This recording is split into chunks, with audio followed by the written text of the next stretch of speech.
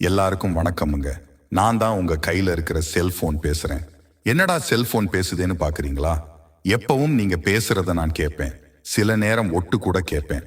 அதான் ஒரு சேஞ்சுக்கு நம்ம ஏஐ தம்பி உதவியோட இந்த டிராமாவை பத்தி ஒரு 2 வார்த்தை பேசலாம்னு பேசுறேன். இந்த நாடகத்தோட கதை சுருக்கம் என்னன்னா, நம்ம கதையின் நாயகன் கார்த்திக் என்கிற ராஜா, அவரோட மனைவி திருமதி கீர்த்தனா, இவங்களுக்கு ஒரு பெண் குழந்தை இருக்கு, பேர் காவ்யா. இவங்க வாழ்க்கையில ஒரு பிரச்சனை, அதை சரி செய்ய நம்ம கடவுள் முருகப்பெருமான் நேர்ல வர்றாரு. அதுவும் சாதாரணமா வரல, இது வரைக்கும் அவர் எடுத்திராத ஒரு அவதாரம் எடுத்து வர்றாரு. நீங்க எல்லாரும் யோசிக்கலாம், இந்த கதை சுருக்கத்தை ஒரு செல்போன் ஆகிய நான் ஏன் சொல்றேன்னு. ஏன்னா இந்த கதை உருவானதுக்கு நானும் ஒரு முக்கியமான காரணம். இவ்ளோ ஏன், இந்த கதையில நான் தான் ஹீரோ, நான் தான் வில்லன், நம்ம கமல் சார் சொல்ற மாதிரி. இந்த நாடகத்தின் பெயர் சோஷியல் சூரசம்ஹாரம். இந்த நாடகத்துல கதையை தவிர மற்ற எல்லா அம்சத்தையும் ஏஐ டெக்னாலஜி வச்சுதான் உருவாக்கி இருக்காங்க. நீங்க பார்க்குற கதாபாத்திரம், அவங்க குரல், அவங்க வடிவமைப்பு, வீடியோ, ஆடியோ எல்லாமே ஏஐ டெக்னாலஜி தான். இதுவே இந்த நாடகத்தின் ஒரு சிறப்பம்சமாகும். இந்த புதிய முயற்சிக்கு உங்க அன்பும் ஆதரவும் இருக்கும்னு நாங்க நம்புறோம். சரி, நான் விட்டா ஒட்டுக்கிட்டு இருப்பேன். வாங்க ஒரு குட்டி ட்ரெய்லர் பார்க்கலாம்.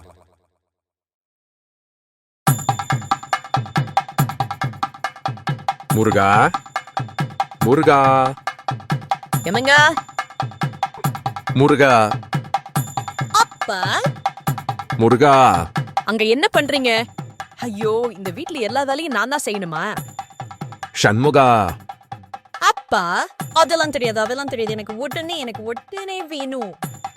உங்களுக்கு கொஞ்சம் கூட பொறுப்பே இல்ல. உங்களை கட்டிட்டு நான் படுற கஷ்டம் எனக்கு தான் தெரியும். கார்த்திகேயா, கருணை காட்டுப்பா. நாதா, கட்டளை இருங்கள். நான் என்ன செய்ய வேண்டும்? சாப்பிட்டா சாகாத அளவுக்கு ஒரு சாம்பார் செய் போ.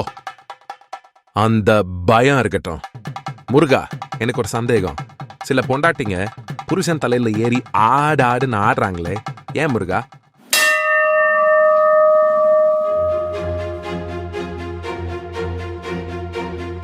எங்களுக்கு வழிகாட்டு கந்தா.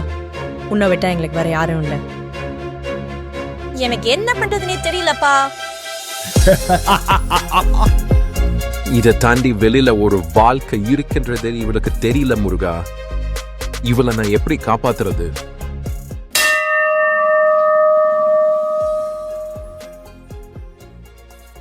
எதற்காக என்னை அழைத்தீர்கள்? மோடசி டோலாபவது. ஹையா, ஜாலி. தயவு செஞ்சு கொஞ்சம் கருணை காட்டுங்க. உங்கள் கோரிக்கையை என்னால் இச்சமயம் ஏற்க முடியாது. எங்களுக்கு இதை விட்டா வேற வழியே இல்ல. Shakira, Shakira. அட பாவி, சக்கீரா சக்கீரான்னு சொன்னா ஸ்னோ வருமா? மந்திரம்லாம் இவ்வளவு சிம்பிளா போயிருச்சுன்னு சொல்லவே இல்லையாப்பா.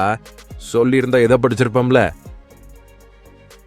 அதெல்லாம் எனக்கு தெரியாது, எனக்கு உடனே வேணும். காவ்யா, இது வேணுமா? இந்தா வந்து எடுத்துக்கோ, ஜாலியா இருக்கும். அது நடக்க கூடாது. நீங்க தான் ஹெல்ப் பண்ணும், ப்ளீஸ்.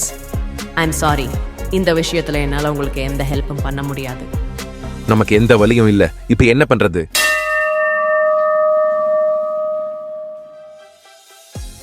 எங்கே அந்த பாலகன்? முருகா, சிவபெருமான் நமக்கு எதிராக யார அனுப்பிச்சிருக்காருன்னு தெரியுமா?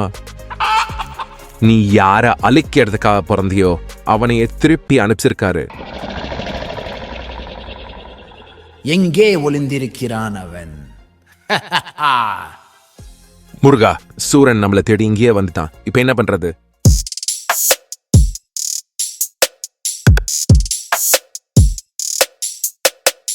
முருகா, நாளை வந்து விட்டது, நானும் வந்து விட்டேன்.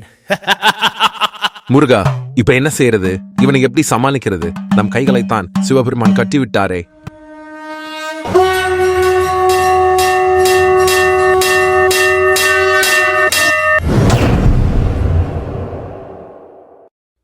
நம் கைகளை கட்டலாம்.